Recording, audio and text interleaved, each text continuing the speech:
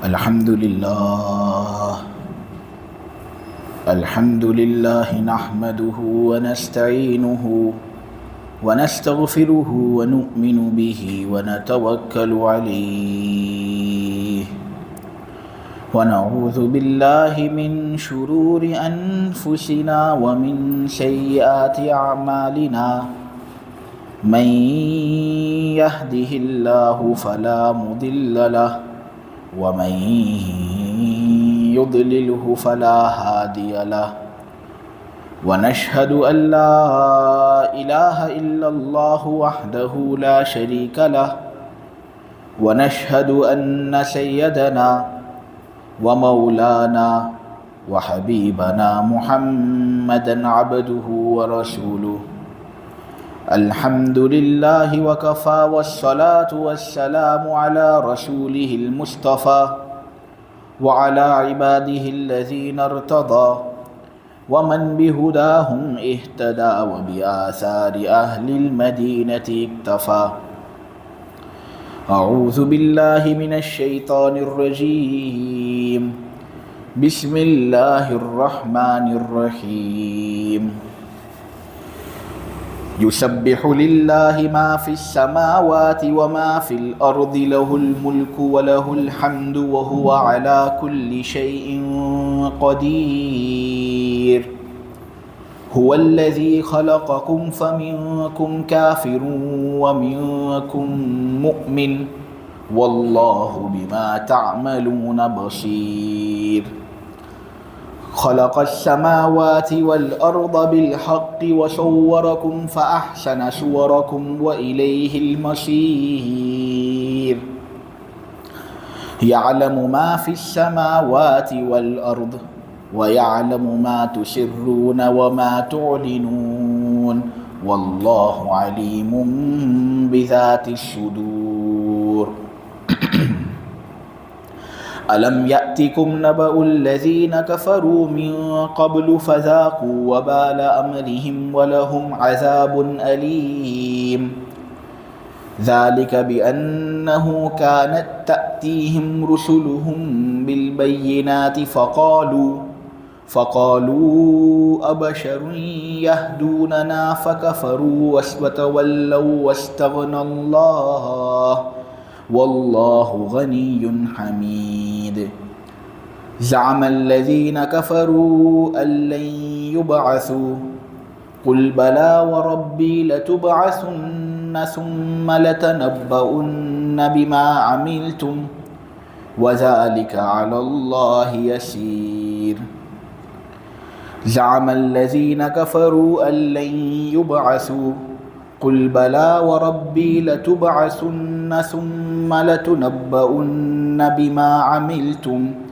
وذلك على الله يسير فآمنوا بالله ورسوله والنور الذي أنزلنا والله بما تعملون خبير يوم يجمعكم ليوم الجمع ذلك يوم التغابن ومن يؤمن بالله ويعمل صالحا يكفر عنه سيئاته ويدخله جنات تجري من تحتها الأنهار خالدين فيها أبدا ذلك الفوز العظيم والذين كفروا وكذبوا بآياتنا أولئك أصحاب النار خالدين فيها وبئس المصير صدق الله العظيم.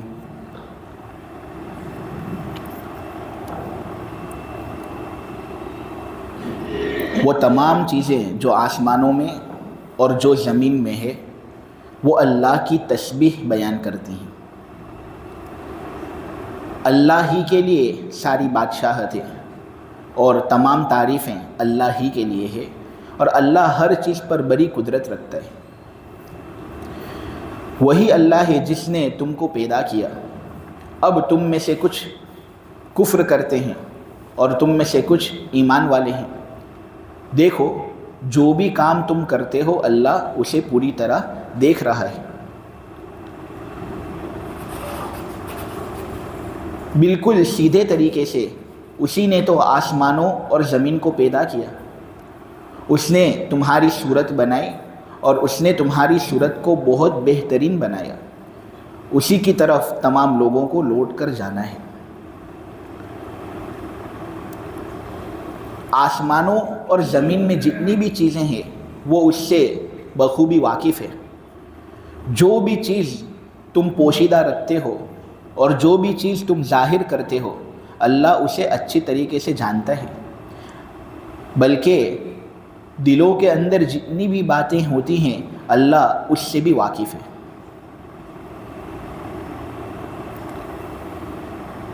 وہ لوگ جنہوں نے کفر کیا کفار مکہ سے پہلے، ان کے واقعات کیا تمہارے پاس نہیں پہنچے؟ انہوں نے اپنے کاموں کا وبال چکھ لیا اور آخرت کے اندر بھی ان کے لیے ایک دردناک عذاب ہوگا۔ یہ سب اس لیے کہ ان کے پاس ان کے پیغمبر واضح نشانیاں لے کر آتے تھے، لیکن یہ لوگ کہہ دیتے تھے کہ کیا ایک انسان ہمیں ہدایت دے گا؟ نتیجے میں ان لوگوں نے کفر کیا، روح گردانی کی، تو اللہ نے بھی بے نیازی برتی، بے پرواہی برت لی، اور اللہ تو بہت بڑا بے نیاز اور بذات خود قابل تعریف ہے۔ وہ لوگ جنہوں نے کفر اپنا لیا، ان لوگوں کا دعویٰ یہ ہے کہ ہرگز ان کو دوبارہ زندہ نہیں کیا جائے گا۔ اے نبی جی آپ ان سے کہہ دو کیوں نہیں، میرے پروردگار کی قسم تم کو ضرور بھی ضرور دوبارہ زندہ کیا جائے گا، پھر جتنے بھی اعمال تم نے کیے وہ تم سب کو بتا دیے جائیں گے، اور یہ اللہ تبارک و تعالیٰ کے لیے بڑا آسان ہے۔ ایمان لے آؤ اللہ پر، اس کے رسول پر اور اس نور پر جو ہم نے نازل فرمایا۔ جو بھی کام تم کرتے ہو اللہ اس سے پوری طرح باخبر ہے۔ قیامت کا دن وہ دن ہوگا جس دن اللہ تم کو روز حشر کو جمع کرے گا، اور یہی تو ہوگا ہار جیت کا دن، یہی تو ہوگا وہ دن جس میں لوگ ایک دوسرے کو حسرت میں مبتلا کریں گے۔ تو قیامت کا دن وہ دن ہے جس دن اللہ تم کو روز حشر میں جمع کرے گا، اور یہی ہار جیت کا دن ہے۔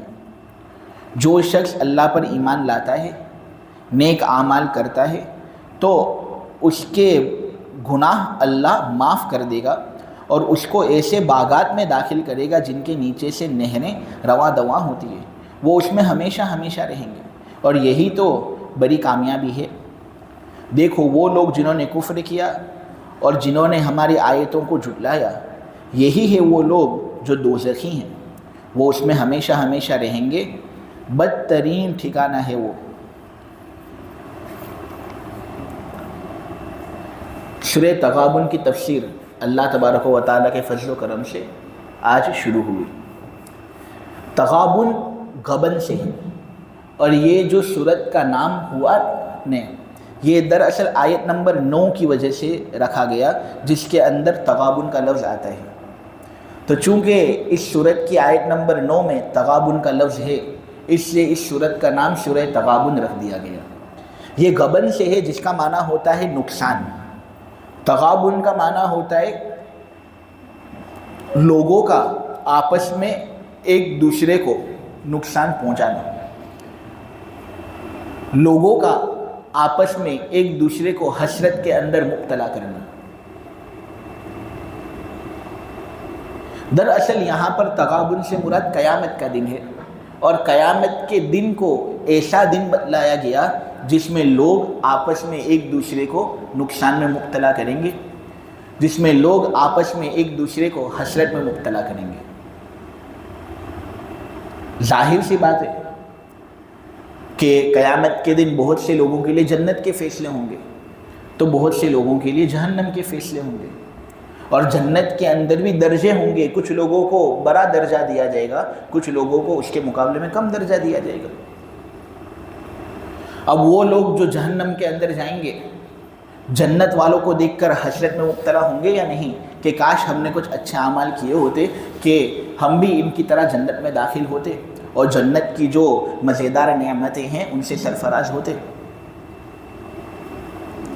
اسی طرح جنت کے اندر وہ لوگ جن کے کم درجے ہیں ان لوگوں کو دیکھ کر جن کے اونچے درجے ہیں حسرت میں مبتلا ہوں گے کہ کاش ہم نے کچھ زیادہ اعمال کیے ہوتے کہ ہم بھی ان کی طرح درجہ پاتے۔ تو چونکہ یہ قیامت کا دن ایک ایسا دن ہے جس میں لوگ ایک دوسرے کو دیکھ کر حسرت میں مبتلا ہوں گے، اس لیے قیامت کے دن کو تغابن کہا گیا۔ اسی قیامت کے دن کا چونکہ اس صورت میں تذکرہ ہے اس لیے اس صورت کا نام سورہ تغابن ہے۔ میرے عزیزو، یہ صورت مکی ہے یا مدنی ہے تو اس کے اندر علماء کا اختلاف ہوا ہے۔ بعض علماء کہتے ہیں کہ اس صورت کا کچھ حصہ مکی یعنی ہجرت سے پہلے نازل ہوا، اور اس صورت کا کچھ حصہ مدنی یعنی ہجرت کے بعد نازل ہوا۔ لیکن اکثر مفسرین انہوں نے اس پوری کی پوری صورت کو مدنی کہا اور کہا ہے کہ یہ پوری کی پوری صورت ہجرت کے بعد نازل ہوئی ہے۔ ہاں البتہ اس صورت کے جو مضامین ہیں نا وہ مکی صورتوں کی طرح ہے۔ مکی صورتوں کے اندر قیامت کو بیان کیا گیا ہے، اللہ کی توحید کو بیان کیا گیا ہے، رسالت کو بیان کیا گیا ہے۔ اسی طرح اس صورت کے اندر توحید بیان ہوا ہے، رسالت کا تذکرہ ہوا ہے، قیامت کے دن کا تذکرہ ہوا ہے، اور ساتھ ساتھ اس صورت کے اندر یہ بات بھی ہم کو بتائی گئی ہے کہ دیکھو لوگوں، تمہارے بچے اور تمہاری بیویاں تم کو اللہ سے غافل نہ کرنے پائے، وہ تم کو مشورہ دیں کہ دین کے سلسلے میں تم ذرا کوتاہی کرو تو ان کی باتوں کے اندر آنا نہیں ہے۔ لگتا تو یہ ہے کہ وہ ہمارے خیر خواہ ہیں لیکن ان سے بڑا شر خواہ ہمارا کوئی نہیں۔ اس لیے کبھی بھی اولاد اور بیویوں کے فتنوں کے اندر آ کر دین کے اندر ہماری جانب سے کوئی کوتاہی نہیں ہونی چاہیے۔ ہم اللہ کی بات کو مانیں، رسول کی بات کو مانیں، قرآن کی بات کو مانیں۔ یہی اس صورت کا بنیادی مضمون ہے اور خلاصہ ہے اور لب لباب ہے جو میں نے آپ کے سامنے پیش کیا۔ میرے بزرگوں، اس صورت کے اندر 2 رکوع ہیں، ان میں سے جو پہلا رکوع تھا نا اس کا ترجمہ میں نے آپ لوگوں کے سامنے پیش فرمایا۔ صورت کے اندر آیتیں اگر دیکھی جائے تو 18 ہیں، الفاظ اگر اس صورت کے دیکھے جائے تو 241 الفاظ اس صورت کے اندر ہیں، 241، اور حروف کی تعداد اگر اس صورت کے اندر دیکھی جائے تو اس پوری صورت کے اندر اللہ تبارک و تعالیٰ کے فضل و کرم سے 1070 حروف ہیں۔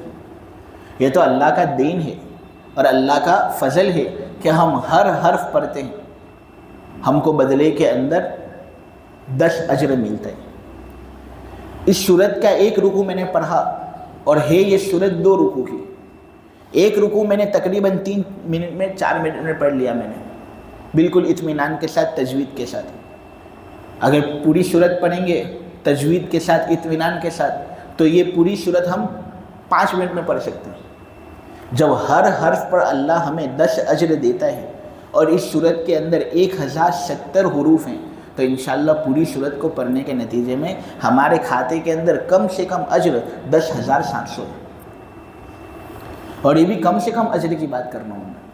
آدمی کا اخلاص جتنا زیادہ ہوگا، جتنا زیادہ ادب کی وہ رعایت کرے گا، رو رو کر جتنا زیادہ قرآن پڑھے گا، وہ معنی نہ آتا ہو لیکن پھر بھی یہ سمجھ کر کہ یہ میرے محبوب کا کلام ہے، رو رو کر آدمی پڑھتا ہے تو اللہ پھر اس اجر کو بڑھاتا جاتا ہے، اور اتنا زیادہ بڑھاتا ہے، اتنا زیادہ بڑھاتا ہے کہ میں اور تم تو کیا بلکہ رسول اور نبی بھی وہ صحیح اجر ہم کو بتا نہیں سکتے، فقط اللہ کو معلوم ہے کہ کتنا زیادہ اجر اس کو ملتا ہے۔ میرا عزیز و بخاری اور مسلم کی روایت ہے ہی نا، ابو موسیٰ بیان کرتے ہیں کہ وہ ایمان والا جو قرآن کریم کی تلاوت کرتا ہے اس کی مثال ترنج کی طرح ہے۔ ترنج اردو زبان میں اس کو چکو طرح کہتے ہیں، انگلش میں اس کو کہتے ہیں پومیلو۔ اورنج جیسا ہوتا ہے لیکن اورنج سے کچھ بڑا ہوتا ہے، یہ بھاگل کے اندر بھی ملتا ہے۔ بھاگل والے جو سبزی والے ہوتے ہیں نا وہ آپ کو بتائیں گے کہ دیکھو یہ ترنج چکو طرح۔ تو وہ ایمان والا جو قرآن پڑھتا ہے نا اس کی مثال ترنج کی طرح ہے۔ نبی کریم صلی اللہ علیہ وسلم کی اس مثال پر ہم قربان ہو جائیں۔ جو ترنج ہوتا ہے نا ترنج، اس کی خوشبو بہت اچھی ہوتی ہے، بہت بہترین، آدمی سنتا رہ جائے اور مزہ بھی بہت زبردست۔ حضور دراصل یہ کہہ رہے ہیں کہ وہ ایمان والا جو قرآن پڑھتا ہے نا اس کی خوشبو بھی بہتر، اس کا مزہ بھی بہتر۔ ترنج جو آدمی کھاتا ہے نا اس کے معدے کو قوت حاصل ہوتی ہے، قوت ہاضمہ اس کا بڑھ جاتا ہے، صاف ہوتا ہے۔ اسی طرح جو قرآن پڑھتا ہے اس کی روح صاف ہوتی ہے، اس کا باطن جو ہوتا ہے وہ صاف ہوتا ہے، نکھر جاتا ہے۔ یہ بات میں نے اپنے بڑوں سے سنی ہے، میرے اساتذہ سے میں نے سنی ہے یہ بات، کہ ترنج جس گھر کے اندر ہوتا ہے نا اس گھر کے اندر جنات بھی نہیں آتا۔ فضائل اعمال میں یہ بات لکھی ہوئی ہے، شیخ زکریا صاحب نے یہ بات کہی ہے کہ جس گھر کے اندر ترنج ہوتا ہے اس گھر کے اندر جنات نہیں آتا۔ قرآن کی بھی یہی خاصیت ہے کہ آدمی پڑھتا رہے کوئی جنات کی مجال کہ وہ قریب آئے، شر پہنچے۔ کیوں علماء اور حفاظ کو یہ جنات وغیرہ پریشان نہیں کرتے؟ دن رات اسی میں لگے رہتے ہیں وہ، ہم اس نیت سے پڑھے تو صحیح۔ اسی طرح بہت سے اطباء یہ کہتے ہیں کہ ترنج سے حافظہ مضبوط ہوتا ہے۔ آدمی ترنج کھاتا ہے تو اس سے اس کی یادداشت طاقتور ہوتی ہے، چیزیں اس کو سمجھ میں آتی ہے۔ قرآن کا بھی معاملہ ایسا ہی ہے۔ احیاء کے اندر حضرت علی رضی اللہ تعالیٰ عنہ کا قول منقول ہے کہ 3 چیزیں ایسی ہیں جس سے آدمی کی یادداشت کے اندر قوت آتی ہے۔ پہلی چیز مسواک، مسواک کرتے رہیں گے یادداشت قوی ہوگی۔ نمبر 2 روزہ رکھنا، روزے رکھنے سے بھی یادداشت قوی ہوتی ہے۔ اور نمبر 3 کلام پاک کی تلاوت کرنا۔ بہت سے بچے ہمارے پاس ہوتے ہیں عالم بننے کے لیے آتے ہیں، کچھ کی عمر 20 سال ہوتی ہے، کچھ کی عمر 30 سال ہوتی ہے، 40 سال کی عمر والے بھی پڑھنے آتے ہیں، لیکن ان کو یاد ہی نہیں ہوتا۔ تو میں ان کو اکثر یہ کہتا رہتا ہوں کہ تلاوت قرآن پاک کی زیادہ سے زیادہ کرتے رہو۔ جتنی زیادہ تلاوت قرآن کی ہوگی نا اتنے زیادہ چیزیں تم کو سمجھ میں آئیں گی۔ عالم بننا حافظ بننے سے بہت مشکل ہے، بہت مشکل ہے۔ یعنی عالم بننا اگر صحیح معنی میں ہو نا تو ڈاکٹر کی جو پڑھائی ہوتی ہے نا ایسی ہی پڑھائی سمجھ لیں، رات دن ایک کرنے پڑتے ہیں تب پھر آدمی صحیح معنی میں عالم بنتا ہے۔ ہاں کچھ ایسے عالم بھی ہوتے ہیں جو 5 سال لگا لیتے ہیں، بس درس میں شرکت کرتے کچھ پڑھتے نہیں ہیں، تو وہ عالم کا لیبل تو ان پر لگ جاتا ہے لیکن صحیح معنی میں وہ عالم نہیں ہوتے۔ صلاحیت والا عالم اور حقیقی معنی میں جو عالم ہوتا ہے نا اگر اس کو ماہر بننا ہے تو اس کے لیے پڑھائی بہت کرنی پڑتی ہے، تو حافظ سے بھی اونچی پڑھائی ہوتی ہے اس کی۔ تو اس کے لیے ہم یہی نسخہ بتاتے کہ پہلے اپنے بچوں کو حافظ بناؤ، قرآن کی تلاوت کریں گے تو ذہن مضبوط ہوگا اور پھر عالمیت کے لیے وہ تیار ہو سکیں گے۔ تو وہ مؤمن جو قرآن پاک کی تلاوت کرتا ہے اس کی مثال ترنج کی طرح ہے، خوشبو بھی عمدہ، مزہ بھی عمدہ۔ لیکن وہ مؤمن جو ایمان والا تو ہے، اچھا ہے، لیکن قرآن کی تلاوت کرتا ہی نہیں ہے، وہ دن میں پاؤ پرا بھی پڑھتا نہیں ہے، دکان پر جاتا ہے، دکان کھولتا ہے لیکن صبح میں قرآن پاک کی تلاوت ہی نہیں، تو اس کی مثال کھجور کی طرح ہے۔ کھجور کا مزہ تو عمدہ ہوتا ہے، آدمی کھائے گا ٹیسٹ آئے گا اس کو، تو اس کا ایمان ہے نا، اس لیے مزہ تو اس کا اچھا ہے، لیکن کھجور کو سونگھتے رہو کبھی بھی خوشبو آئے گی نہیں۔ اس ایمان والے سے کبھی خوشبو آ ہی نہیں سکتی جو قرآن کریم پڑھتا نہیں ہو۔ اور نبی کریم صلی اللہ علیہ وسلم کو خوشبو بہت پسند تھی، ہمارے جو ائمہ تھے ان کو بھی خوشبو بہت پسند ہوتی تھی۔ تو اس میں ایک لطیف اشارہ اس بات کی طرف بھی ہے کہ جو قرآن پڑھے گا نا حضور کو اس سے محبت، اور جو قرآن نہیں پڑھے گا شاید نبی کریم صلی اللہ علیہ وسلم کی محبت اس کو حاصل نہ ہو، اللہ کرے کبھی ایسا نہ ہو۔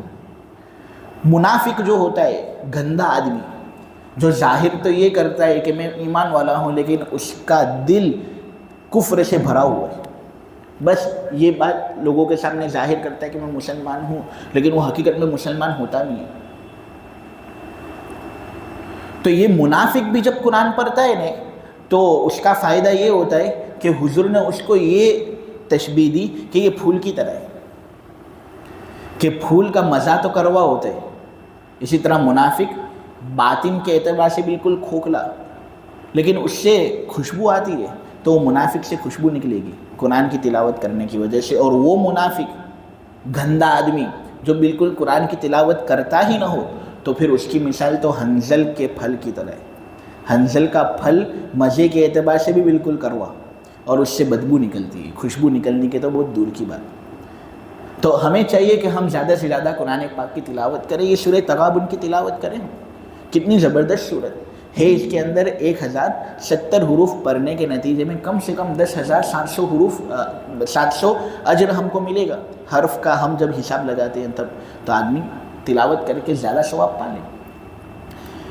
اس سورت کے اندر جو آیت نمبر 1 ہے، 2 ہے، 3 ہے اور 4 ہے، اس کے اندر یہ بات بیان ہوئی ہے کہ اللہ تبارک و تعالی حمد اور ثنا کا مستحق ہے، اس لیے خوب اس کی پاکی بیان کرو، اس کی تسبیح بیان کرو، ذکر کرو۔ ذکر جب آسمانوں اور زمین میں جتنی چیزیں ہیں وہ اللہ کا ذکر کرتی ہے تو پھر تم کیوں نہیں کرتے؟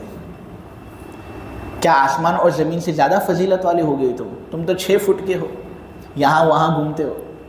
جو آسمان اتنا لمبا چوڑا، زمین اتنی زبردست، پہاڑ، بادل، جب جتنی بھی چیزیں ہیں آسمان اور زمین میں وہ اللہ کی تسبیح بیان کرتے ہیں، تو اے انسان تم اتنے کمزور لاچار ہوتے ہوئے بھی کیوں تسبیح کرتے نہیں ہو؟ حالانکہ اللہ کے اندر وہ تمام چیزیں ہیں جس سے اللہ تسبیح کا مستحق ہے۔ اللہ کہہ رہا ہے کہ دیکھو، سب سے پہلی چیز یہ کہ میں نے تم کو پیدا کیا۔ تم کو پیدا کرنا کیا آسان تھا؟ ایسا لگتا ہے کہ آسان، لیکن تم اپنے اندر دیکھو تو صحیح، غور تو کرو کہ تمہارے اندر کتنی باریکیاں میں نے رکھی ہے۔ تو تم کو پیدا کرنا یہ سب سے بڑی دلیل ہے یہ کہ تم میری تسبیح بیان کرو۔ لیکن پھر بھی کچھ لوگ ناشکری کرتے ہیں اور وہ کچھ کفر اختیار کرتے ہیں، کچھ ایمان والے ہوتے ہیں اور شکر گزاری کرتے ہیں۔ دوسری چیز جو اللہ نے بیان کی وہ یہ ہے کہ میں نے آسمان اور زمین کو پیدا کیا جس میں تم رہتے ہو، بستے ہو، تمہاری ضرورتیں زمین سے وابستہ ہیں۔ اگر زمین ہی کو ہم ختم کر دیں تو پھر کہاں رہو گے تم؟ تو یہ دوسری چیز ہے جس کی وجہ سے اللہ تبارک و تعالی تسبیح کے لائق ہے۔ تیسری چیز کہ اللہ نے تم کو پیدا کیا، لیکن اس طرح پیدا کیا جس طرح کسی دوسری مخلوق کو اللہ نے پیدا نہیں کیا۔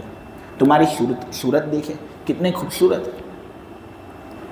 انسان کے کالے لوگ بھی خوبصورت، انسان کے گھورے لوگ بھی خوبصورت۔ انسان آئینے کے اندر اپنا چہرہ دیکھے تو صحیح، کتنا زیادہ حسین و جمیل، شکیل اور وجیح اللہ نے اس کو بنایا ہے۔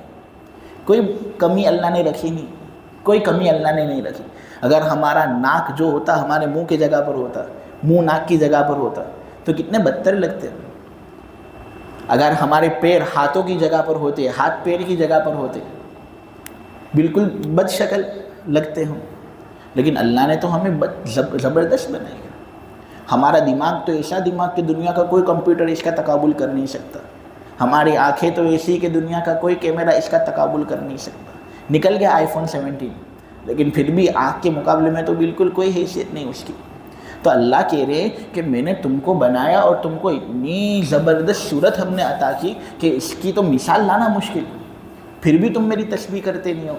یہ تیسری چیز جو ہم کو آمادہ کر رہی ہے اس بات پر کہ ہم اللہ کی تسبیح کریں، ذکر کریں اللہ کا۔ پھر وہ چوتھی چیز جو اللہ نے بیان کی وہ یہ ہے کہ دیکھو، آسمان اور زمین میں جتنی بھی چیزیں ہوتی ہیں وہ سب اللہ کو معلوم، ذرہ بھی اللہ کو معلوم۔ ایک پتا درخت کے نیچے سے گرتا ہے تو وہ کب گرا، کس طرح گرا، وہ بھی اللہ کو معلوم۔ کوئی چیز اللہ کی اجازت کے بغیر ہو نہیں سکتی۔ تو جب اللہ اتنا قادر ہے تو پھر ہم اللہ کی تسبیح کیوں بیان نہ کریں؟ یہ چوتھا وصف۔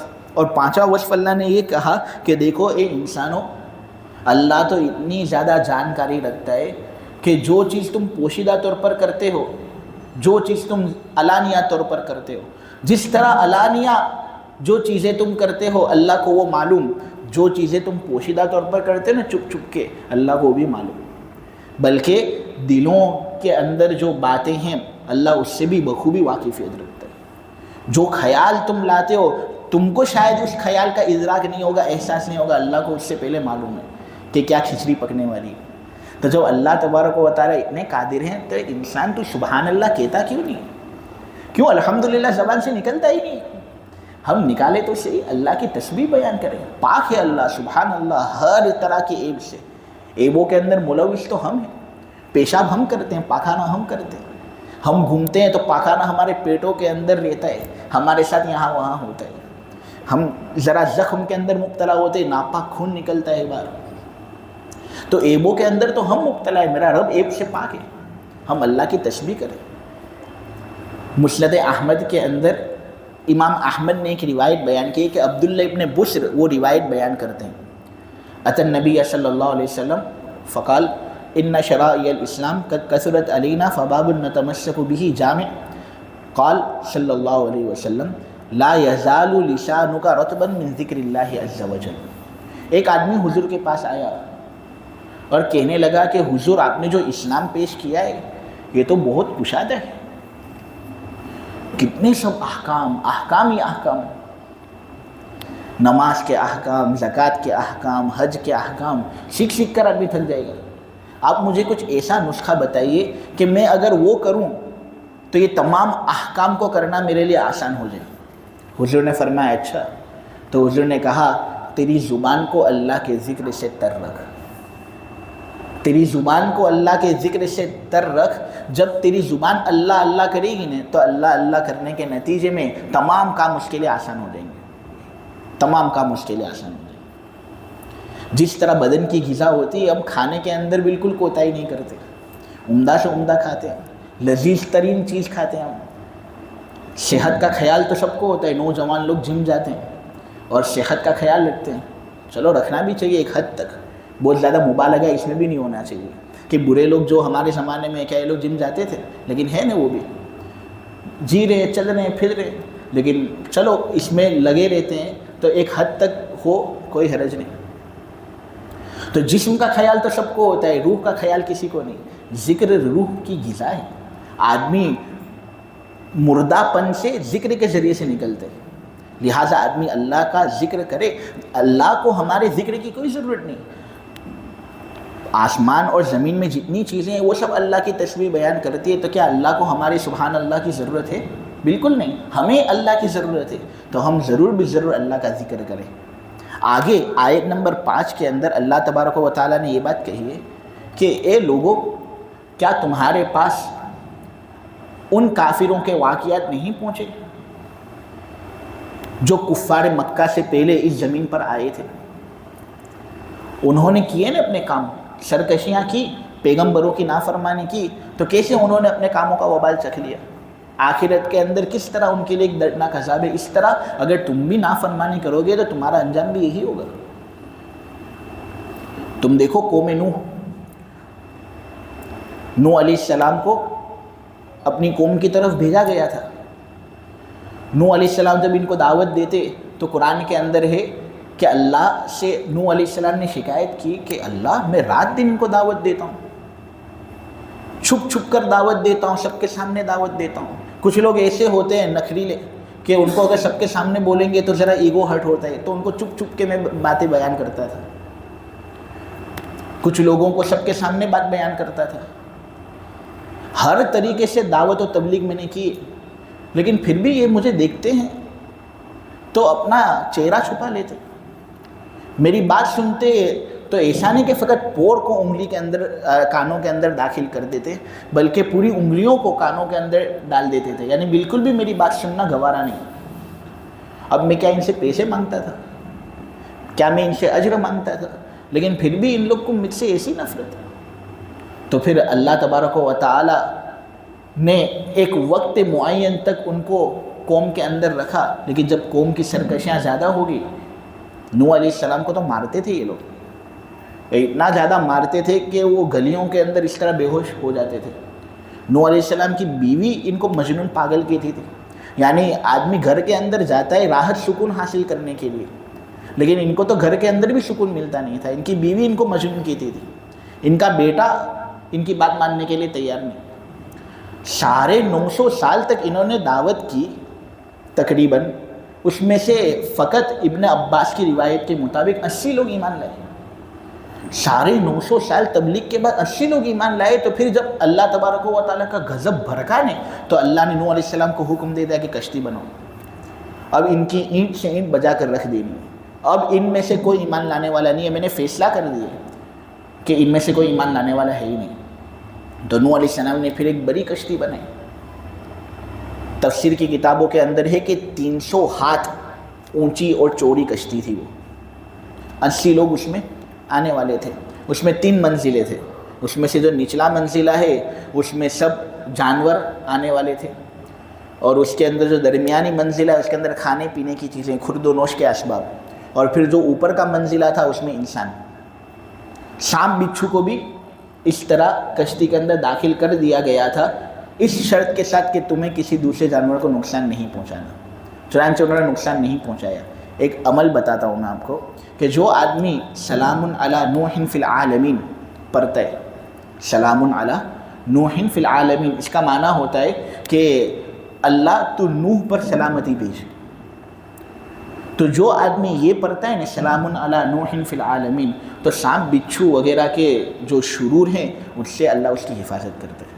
نہ امید جنات وغیرہ کے اثرات سے بھی اللہ اس کی حفاظت کرے گا. کیوں؟ اس لیے کہ جنات وغیرہ سانپ کی شکل میں بہت زیادہ ہوتے ہیں. تو نوح علیہ السلام نے پھر کشتی بنائی, اور کشتی بناتے تھے نوح علیہ السلام, اور یہ لوگ ان کی مذاق بناتے تھے. نوح علیہ السلام اور ان کے جو ساتھی تھے نا وہ بھی کہتے تھے کہ اچھا مزے اڑا لو جتنے مزے اڑانے, ہنستے ہو ہم پر ہنس لو, ایک زمانہ ایسا آئے گا کہ ہم ہنسیں گے تم رو گے. ایسا ہی ہوا. ایک اور بات اس واقعے سے ہمیں یہ سمجھ میں آتی ہے کہ دیکھو نوح علیہ السلام نے کشتی بنائی نا, معلوم ہوا کچھ مسلمان ایسے ہونے چاہیے جن کو صنعت اور حرفت کے پیشے کے اندر لگنا چاہیے, ٹیکنالوجی وغیرہ سیکھنی چاہیے. ہاں, اور لیکن ٹیکنالوجی بھی ایسی جو نفع پہنچائے, انسٹاگرام وغیرہ نہیں کہ اس کے ذریعے سے لوگ نقصان میں مبتلا ہوں. یوٹیوب بنانے والا شاید ایک مسلمان ہی تھا, 3 لوگ تھے اس میں سے ایک مسلمان تھا. تو اس طرح نقصان دہ چیزیں نہیں, فائدہ مند چیزیں آدمی بنائے, ٹیکنالوجی کے اندر آگے بڑھے. یہ پیغمبر کی سنت ہے, پیغمبر نے کشتی بنائی ہے تو ہم بھی کچھ چیزیں بنائیں. ایسا ہی نہیں کہ ہم فقط علم ہی یعنی دینی علم کے اندر ہی آگے بڑھے, نہیں, دینی علم کے اندر آگے بڑھے, ساتھ ساتھ دنیاوی علم کے اندر بھی ہم آگے بڑھیں. دونوں کام ہم کو کرنے, جیسا کہ یہی انبیاء علیہم السلام کی سنت اور ان کا طریقہ تھا. پھر طوفان آیا, اتنا خطرناک طوفان کہ 10 رجب سے وہ شروع ہوا اور پھر 10 محرم کو وہ ختم ہوا, یعنی 6 مہینے تک اس طرح وہ طوفان رہا. اور جو یہودیوں کی تورات ہے نا اس کا ایک نسخہ ہے پیدائش, اس کے اندر یہ لکھا ہوا ہے کہ وہ طوفان 5 ماہ 40 دن تک رہا, اور اتنا خطرناک طوفان کہ مسلسل پانی برستا ہی رہے اور زمین سے پانی نکلتا ہی رہے. حتیٰ کہ 6 ماہ جب ہو گئے تو نوح علیہ السلام کی جو کشتی تھی وہ اس طرح جودی پہاڑ پر ٹھہر گئی. جودی پہاڑ جو ہے نا یہ ارارات نامی ایک پہاڑی سلسلہ ہے, اس میں سے ایک پہاڑ ہے. تفسیر ماجدی کے اندر ہے کہ اس کی چوٹی سے لے کر زمین تک کا اندازہ آدمی لگائیں نا تو 3000 فٹ کا اندازہ ہوتا ہے. یعنی نوح علیہ السلام کے زمانے میں جب طوفان کچھ ہلکا ہوا اور جب کشتی پہاڑ پر ٹھہری تبھی یہ غضب کی موجیں 3000 فٹ تک اپنا غضب دکھا رہی تھی. اور پیدائش اور تورات کے جو نسخے ہیں اس کے اندر تو یہ ہے کہ پہاڑ کی جو چوٹیاں ہیں نا ان سے بھی 15-20 ہاتھ لمبا پانی تھا. اتنا خطرناک طوفان. اور اس کے اندر کچھ علماء یہ کہتے ہیں کہ پوری زمین پر یہ طوفان آیا تھا, لیکن کچھ علماء یہ کہتے ہیں کہ پوری زمین پر نہیں, نوح علیہ السلام کو جس قوم کی طرف بھیجا گیا تھا نا اسی مخصوص خطے کے اندر وہ طوفان آیا تھا. اور وہ ایک قول کے مطابق عراق ہے. اور علامہ راضی حنفی تو یہ کہتے ہیں کہ ہندوستان میں نوح علیہ السلام کو بھیجا گیا تھا, یعنی ہندوستان کے اندر یہ طوفان آیا تھا. لیکن صحیح قول مجھے جو سمجھ میں آتا ہے وہ یہ کہ پوری دنیا کے اندر یہ طوفان آیا تھا. اور ایسا ایک طوفان نہیں, کئی طوفان آئے تھے. نوح علیہ السلام کا طوفان تو تھا ہی جس کے اندر پوری دنیا مبتلا ہوئی, لیکن اس طرح دنیا پر کئی طوفان آئے ہیں. اس لیے کہ اگر ہم سائنٹسٹ وغیرہ سے بات چیت کرتے ہیں تو وہ کہتے ہیں کہ پہاڑ کی چوٹیوں پر ایسے ڈھانچے اور ہڈیوں کی ایسی شکلیں ہم کو ملی ہیں جو سمندری جانور سے ریلیٹڈ اور تعلق رکھتی ہیں. تو سمندری جانور پہاڑ پر کس طرح پہنچے؟ جبھی نے کہ طوفان آیا تھا اور موجیں وہاں تک پہنچی تھی, تبھی تو ان کے ڈھانچے اس طرح پہاڑوں پر ملتے ہیں. تو یہ ایک اندازہ ہے, کیا حقیقی حال ہے وہ اللہ ہی کو معلوم. کہنے کا مقصد اور منشا یہ کہ دیکھو وہ لوگ جو اللہ اور اس کے رسول کو تکلیف پہنچاتے ہیں ان کا حال یہ ہوتا ہے جیسا نوح علیہ السلام کی قوم کا حال ہوا. اسی طرح ایک قوم عاد تھی, ہود علیہ السلام کو ان کی طرف بھیجا گیا تھا. ہود علیہ السلام نوح علیہ السلام کے جو لڑکے حضرت سام ہیں نا ان کے لڑکوں میں سے ہوتے ہیں. یعنی نوح کے لڑکے حضرت سام اور سام کے لڑکے تھے ارفخشد. ارفخشد کا لڑکا تھا شالخ، اور شالخ کے لڑکے تھے حضرت ہود. اور پھر نوح علیہ السلام یہ حضرت ادریس علیہ السلام کی نسل سے آتے ہیں. یعنی حضرت ادریس علیہ السلام کے لڑکے کا نام تھا متو شالخ، متو شالخ کے لڑکے کا نام تھا لامک، لامک کے لڑکے کا نام تھا نوح. اور پھر نوح علیہ السلام کا لڑکا سام، سام کا لڑکا ارفخشد، ارفخشد کا لڑکا یہ اپنے شالخ، اور شالخ کے لڑکے حضرت ہود. حضرت ہود کا دوسرا نام تھا عابر. قوم عاد سے یہ تعلق رکھتے تھے، اور قوم عاد کا ایک عزت ترین قبیلہ تھا جس کو خلود کہا جاتا تھا. حضرت ہود کا تعلق اس سے تھا. بڑے طاقتور تھے، ان کی قوم خود بہت طاقتور تھی، فخر کرتی تھی من اشد منا قوہ، من اشد منا قوہ، کہ ہم سے زیادہ طاقتور کون؟ دنیا کا کوئی آدمی ایسا نہیں جو ہم سے زیادہ طاقتور ہو. شاہ عبدالعزیز صاحب لکھتے ہیں کہ ان کا جو پستہ قد آدمی ہوتا تھا نا، سب سے زیادہ بٹکا شخص، وہ 12 گز لمبا ہوتا تھا. میرے عزیزو، ایک شرعی گز جو ہوتا ہے نا وہ 1.5 فٹ کا ہوتا ہے. تو آدمی حساب لگا لے تو 12 گز کا آدمی 18 فٹ، یعنی ان کا سب سے پستہ قد آدمی 18 فٹ کا ہوتا تھا. ہم کتنے فٹ کے ہوتے ہیں؟ 5 فٹ 6 فٹ کے ہوتے ہیں، اور ان کا سب سے پستہ قد آدمی ہی 18 فٹ کا. تو یہ لوگ اتنے طاقتور ہوتے تھے. اس میں سے بھی حضرت ہود علیہ السلام جو تھے نا وہ بھی بہت طاقتور تھے. حتیٰ کہ بعض کتابوں کے اندر یہ بات آئی ہے کہ جب انہوں نے بات مانی نہیں تو پھر تو اس طرح انہوں نے حضرت ہود کو چیلنج کیا تھا کہ آ جا دیکھتے ہی کس میں طاقت زیادہ. تو پھر حضرت ہود علیہ السلام نے بھی پھر بتائے تھے کہ کس میں طاقت زیادہ ہے. تو یہ لوگ بہت طاقتور قوم، یہ پہاڑوں پر چڑھ جاتے تھے اور محلات پہاڑوں کے اندر بناتے تھے، ان پتھروں کو تراش تراش کر. اور اللہ نے ان کو سمجھ بوجھ بھی ایسی دی تھی. یمن جو ہے نا، سعودی عربیہ سے نیچے ہے یمن، پھر آتا ہے سعودی عربیہ، پھر اس کے بعد آتا ہے شام. تو یمن سے لے کر شام تک کا پورا حصہ ان لوگ کا تھا، اس پر ان کی حکومت چلتی تھی، اور اللہ نے ان کو بہت دیا تھا. دراصل یہ لوگ رہتے تھے مقام احقاف میں. مقام احقاف آج کے زمانے میں کہاں پر ہے؟ تو یہ اپنے یمن ہے نا، اور پھر اس سے آگے جاتے ہیں تو عمان آتا ہے. تو یمن اور عمان کے درمیان آتا ہے احقاف، اور یہ ہے نجد سے نیچے، سعودی عربیہ سے نیچے. تو یہاں پر ان کا مرکزی مقام تھا، اور یہاں پر جو سرسبز و شادہ بھی ایک زمانے میں ہوا کرتی تھی. لیکن جب اللہ نے ان پر عذاب نازل کیا نا، تو عذاب نازل کرنے کے بعد اتنا خطرناک حال اس کا ہو گیا کہ آج کے زمانے تک وہاں پر ریت کے ٹیلوں کے علاوہ کوئی اور چیز نظر نہیں آتی. فقط ریت کے تودے وہاں پر پڑے رہتے، کوئی چیز نہیں، گھاس پھوس بھی نہیں وہاں پر. اسی لیے تو اس جگہ کو عرب لوگ ربع الخالی کہتے ہیں، یعنی ایک بالکل خالی جگہ ہے. حضرت ہود علیہ السلام کو ان کی طرف بھیجا گیا تھا. حضرت ہود نے کتنے سال تک دعوت دی؟ علامہ سیوطی اپنی کتاب حسن المحاضرہ فی تاریخ مصر والقاہرہ کے صفحہ نمبر 34 یا 35 کے اندر یہ لکھتے ہیں کہ 480 سال تک حضرت ہود نے ان کو دعوت کی کہ بھائی سدھر جاؤ. اس طرح بت پرستی کرنا، فخر کرنا، تکبر کرنا، یہ چیزیں زیبا نہیں دیتی. اللہ کے بندے بن کر رہو نا، تمہارے اندر طاقت ہے، لیکن اللہ سے تو کم ہی طاقت ہے نا. تو یہ بغاوت کیوں؟ 480 سال تک ان کو دعوت کی، لیکن پھر بھی یہ لوگ مانے نہیں.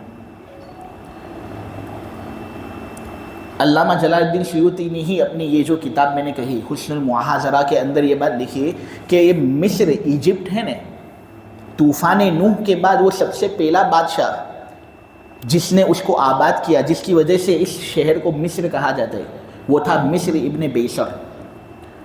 اس کے نام پر آج یہ ایجپٹ ہے اور مصر ہے. وہ طوفان نوح کے بعد 2600 سال جب ہو گئے تھے نا، تب اس کا انتقال ہوا. اس کے زمانے میں حضرت ہود علیہ السلام آئے تھے. یعنی آپ سمجھے کہ حضرت عیسیٰ علیہ السلام سے تقریباً 2000 سال پہلے حضرت ہود دنیا کے اندر آئے. 480 سال تک دعوت و تبلیغ کرنے کے بعد بھی ان کی قوم نے ان کی بات مانی نہیں. اللہ نے ایسا عذاب ان پر نازل کیا جو 8 دن تک مسلسل رہا. یہاں وہاں ہو گئے یہ لوگ. اور بیان کیا جاتا ہے یہ کہ جب ان کو ہلاک کیا گیا نا تو ایسا لگے کہ کھجور کے درخت کے تنے زمین پر پڑے ہوئے، اتنے لمبے چوڑے لوگ. یہ اللہ تبارک و تعالیٰ نے دراصل عبرت کے لیے کہا کہ دیکھو وہ لوگ جو اس طرح میری نافرمانی کرتے ہیں نا، میں ان کو چھوڑتا نہیں. لہٰذا جب یہ لوگ اللہ کے عذاب سے بچ نہ سکے تو ہم کیوں ایسا سوچتے ہیں کہ اگر ہم اللہ کی نافرمانی کریں گے تو ہم اللہ کے عذاب سے بچ جائیں گے؟ کبھی ہو ہی نہیں سکتا۔ ہاں چلو دنیا کے اندر بچ جاؤ گے، عمومی عذاب تو آ نہیں سکتا کیونکہ نبی کریم صلی اللہ علیہ وسلم نے دعا دی ہے نا، لیکن دنیا کے اندر بہت بہت تو بچ جاؤ گے، لیکن آخرت کے اندر تو پکڑ ہوگی، اور آخرت کی پکڑ دنیا کی پکڑ سے بہت زیادہ خطرناک ہے۔ اس لیے اس آیت کے اندر یہی بات بتائی گئی کہ دیکھو وہ لوگ جنہوں نے کفر کیا، ان لوگوں کے واقعات کیا تمہارے پاس نہیں پہنچے؟ کفار مکہ سے پہلے یہ لوگ تھے، ان کا حشر جب یہ ہوا تو تمہارا بھی ہو سکتا ہے یہ، لہٰذا تکبر کرنا مناسب نہیں۔ یہ سب اس لیے ہوا کیونکہ ان کے رسول ان کے پاس آتے تھے کھلی ہوئی نشانیاں لے کر، لیکن یہ لوگ کہتے تھے کہ کیا انسان ہمیں ہدایت دے گا؟ یہ تو ہماری طرح آدمی ہے، ہمارے ساتھ چلتا پھرتا ہے، بازاروں کے اندر گھومتا ہے، کھاتا ہے پیتا ہے، یہ ہم کو ہدایت دے گا؟ تو انہوں نے کفر کیا، روح گردانی کی، تو اللہ کو بھی کسی کی پرواہ نہیں۔ جب اللہ کے دین سے کوئی آدمی اس طرح پیٹ بتاتا ہے تو پھر اللہ تبارک و تعالیٰ بھی بے نیازی کرتا ہے، اور سن لو اللہ سے زیادہ بے نیاز کوئی نہیں۔ اسی لیے میرے عزیزو، ہم جب بھی اللہ تبارک و تعالیٰ کا دین حاصل کریں تو ہم بالکل بھی بے نیازی اختیار نہ کریں۔ علم سے دو لوگ محروم ہوتے ہیں، ایک وہ جو بہت زیادہ شرماتا ہے، اس کو کچھ پوچھنا ہوتا ہے تو پوچھتا بھی نہیں، شرم محسوس کرتا رہتا ہے، تو وہ آدمی کبھی بھی علم حاصل نہیں کرتا۔ پوچھو جس کو جو پوچھنا ہو پوچھو، آئے گا تو بتائیں گے، نہیں آئے گا تو نہیں بتائیں گے۔ لیکن کبھی بھی شرمیل آدمی علم حاصل کر نہیں سکتا، شرم کو دور کرنی ہوتی ہے۔ اور دوسرا آدمی جو علم حاصل نہیں کر پاتا وہ ہے جو تکبر میں مبتلا ہوتا ہے، وہ تکبر کرتا رہتا ہے، تو پھر اللہ تبارک و تعالیٰ بھی بے نیاز ہو جاتا ہے، اس کو بالکل بھی علم دیتا نہیں ہے۔ لہٰذا ہم کو حیا سے بھی اپنے آپ کو بچانا ہے اور تکبر سے بھی اپنے آپ کو بچانا ہے، اور اس کے اندر جو خصوصی آداب ہیں ان کی ہمیں رعایت کرنی ہے۔ سب سے پہلا ادب تو یہ کہ ہم جب یہاں پر حاضر رہیں تو پہلے تو یہ سمجھیں کہ یہ جو درس ہو رہا ہے یہ کوئی معمولی کتاب کا درس نہیں، یہ قرآن پاک کا درس ہو رہا ہے۔ اس سے زیادہ بہتر مجلس دنیا کی کوئی مجلس نہیں، بخاری کی مجلس بھی اس سے زیادہ بہتر نہیں۔ شرط یہ کہ ہمارے اندر اخلاص ہو، تو ہم ذرا تعظیم کریں، محنت کریں، اور چیزیں سن لی فقط نہیں، سن کر اس کو یاد رکھنے کا ذریعہ بنائیں اور کچھ وسیلہ اختیار کریں، تذکرہ کریں، گھر جا کر علم کو پھیلائیں۔ نبی کریم صلی اللہ علیہ وسلم کا ارشاد حضرت انس بن مالک بیان کرتے ہیں، حضور نے لوگوں کو کہا تھا، اے لوگو کیا تمہیں معلوم ہے کہ سب سے زیادہ جواد کون، سب سے زیادہ سخی کون؟ اب حدیث کے اندر اللہ کے رسول نے جواد کا لفظ استعمال کیا، سخی کا لفظ نہیں۔ اردو کے اندر تو ہم اللہ کو سخی کہہ سکتے ہیں، میری بات کو غلط مت سمجھنا، اردو کے اندر تو ہم اللہ کو سخی کہہ سکتے ہیں، ہمارے بڑے لوگ کہتے ہیں اے اللہ تو سخیوں کا سخی ہے، لیکن عربی کے اندر اللہ کو سخی کہنا مناسب نہیں۔ وجہ اس کی یہ کہ سخی اس کو کہتے جو خود بھی کھائے اور لوگوں کو کھلائے، اللہ تھوڑی کھاتا ہے، کھلاتا تو ہے لیکن اللہ کھاتا تھوڑی ہے، اس لیے عربی زبان میں اللہ کو سخی کہنا مناسب نہیں۔ ہاں اللہ کو کیا کہیں گے؟ جواد کہیں گے۔ جواد اس کو کہتے ہیں جو خود کچھ نہ کھائے اور لوگوں کو کھلائے۔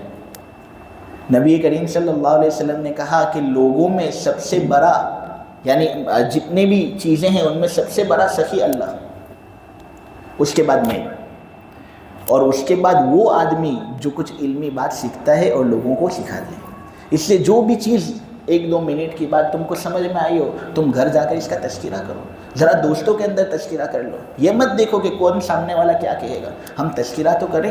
ہم اگر تذکرہ کریں گے تو یہ ہماری جانب سے سخاوت ہوگی، اور اس سخاوت کی تعریف خود نبی کریم صلی اللہ علیہ وسلم نے کی۔